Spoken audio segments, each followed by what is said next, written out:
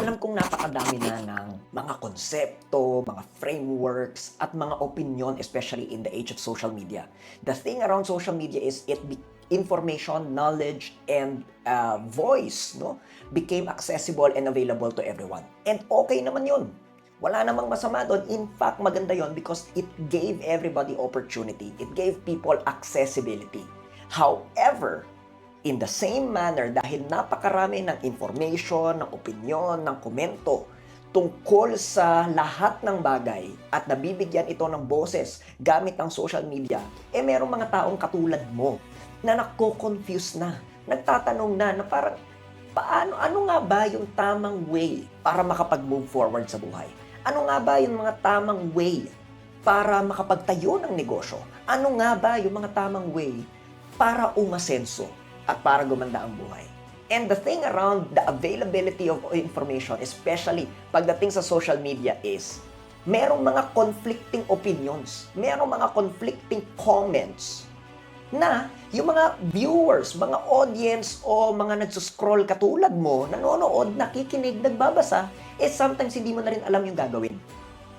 Syempre, paano mo nga naman malalaman yung gagawin? Sabi nung isa, pumunta sa kaliwa. Sabi nung isa, pumunta sa kanan. Tapos you're now stuck in the middle of a crossroad, not knowing saan nga ba talaga ako pupunta. Am I going to the left or am I going to the right? Because these two people na panood ko or napakinggan ko at magkaiba sila ng sasabi. And maybe yan yung rason kung bakit hindi ka makakilos ngayon. Maybe kaya hindi ka makagalaw, maybe kaya hindi ka makamove forward, hindi dahil hindi ka magaling. Hindi dahil kulang ka sa grit, sa sipag, o sa gigil. Maybe kaya hindi ka makakilos, makamove forward, o makagalaw. Dahil meron kang napakinggang dalawang magkaibang komento papunta sa isang direksyon at merong dalawang paraan na magkasalungat at hindi mo ngayon alam ano nga ba ang tatahakin. Parehong nangangako na ito ang paraan, ito ang way to have a better life. Ito ang way for you to have financial freedom. Ito ang way para makapagnegosyo. Ito ang tama. At alam mo naman sa sarili mo na isa dyan ay mali. Alam mo naman sa sarili mo na merong isa dyan na hindi talaga makakapunta sa gusto mong point or yung point B mo or sa gusto mong way or sa gusto mong buhay or sa gusto mong pangarap or sa mga bagay na inaasam-asam mo, whether that's in career, whether that's in business, whether that's in relationships, or whether that's with money. Can you relate? Na sometimes the struggle that you have really kulang ka sa sipag. Sipag ka naman Kaso paano ka nga naman magsisipag kung di mo alam kung ano yung gagawin? Tinry mo yung letter A, tinry mo yung letter B, and you are still conflicted into the same way. Kaya gumawa ako ng mini framework para sa inyo. Ito ay ang 3 E's to discern learning. Para ma-discern mo na, magkaroon ka ng clarity, magkaroon ka ng kaliwanagan, ano nga ba yung mga path or way para mapuntahan ko yung aking mga kagustuhan. Okay? And the very first E here, simulan na natin, is what I call, okay? The very first E here is what I call education. Alam mo naman that education is important, whether that's formal or informal. Learning is something na wala kang talo. No, at the end of the day, learning is learning. Makakadagdag ito sa iyong buhay. At the end of the day, growth is still growth. Whether that's little or that's big, makakatulong ito.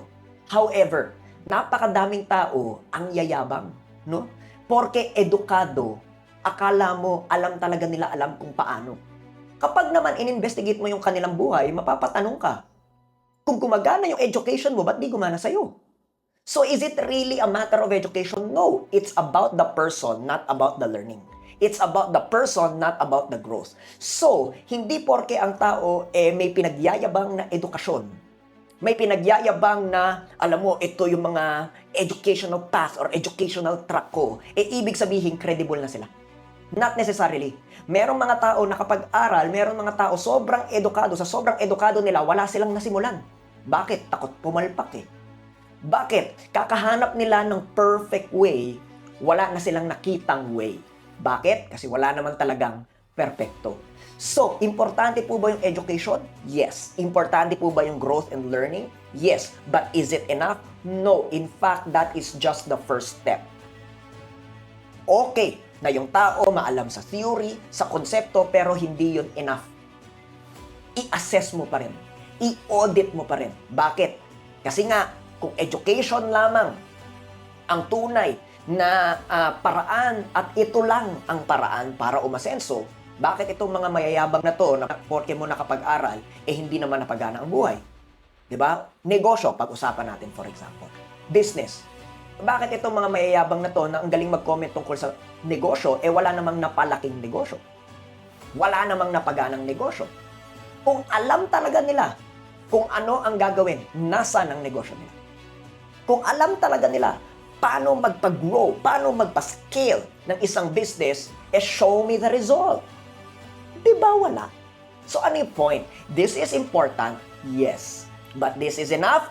No. Kailangan you go into the number 2, experience.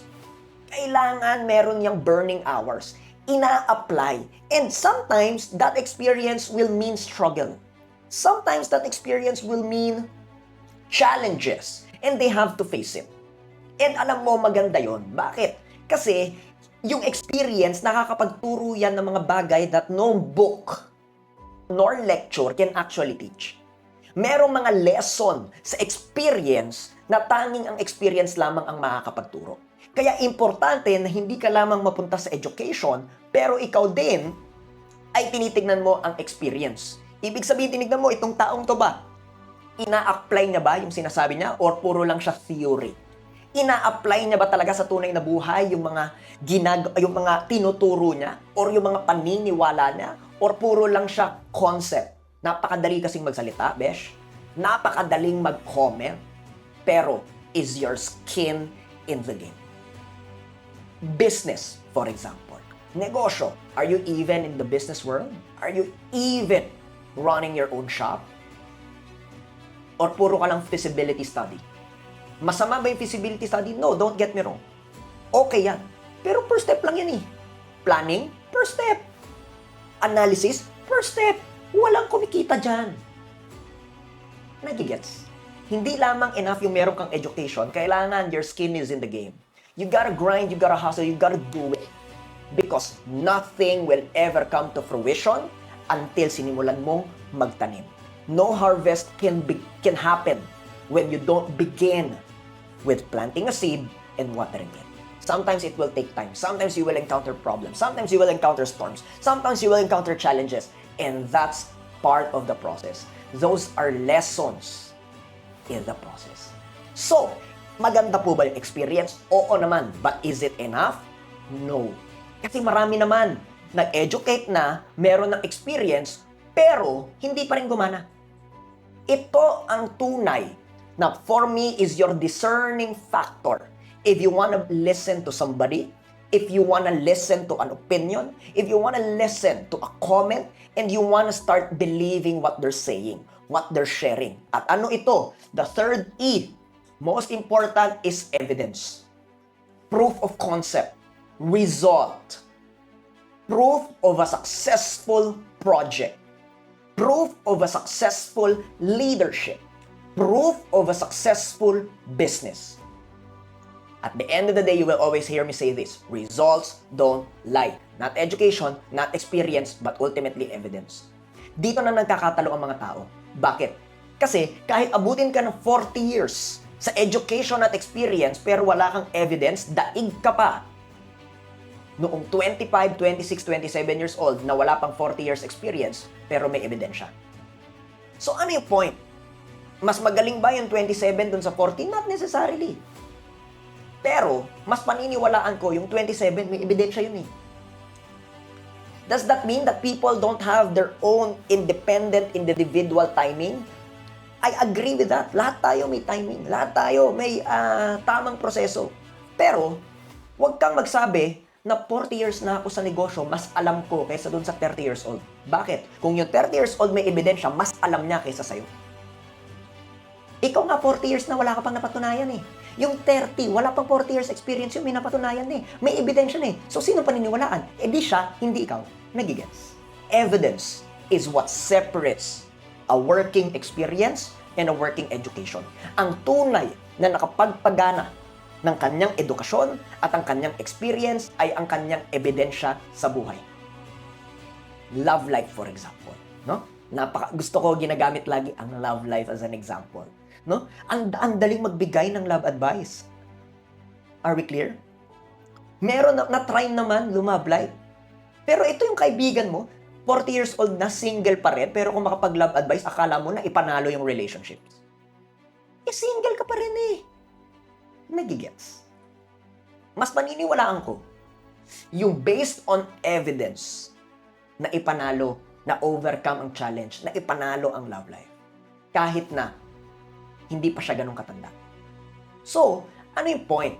Am I saying that I'm against people who have been more tenured than us? No. In fact, meron tayong matututunang mga wisdom, mga nuggets of knowledge and nuggets of wisdom from those people who are before us, who are tenured. However, the main differentiating factor will always be evidence.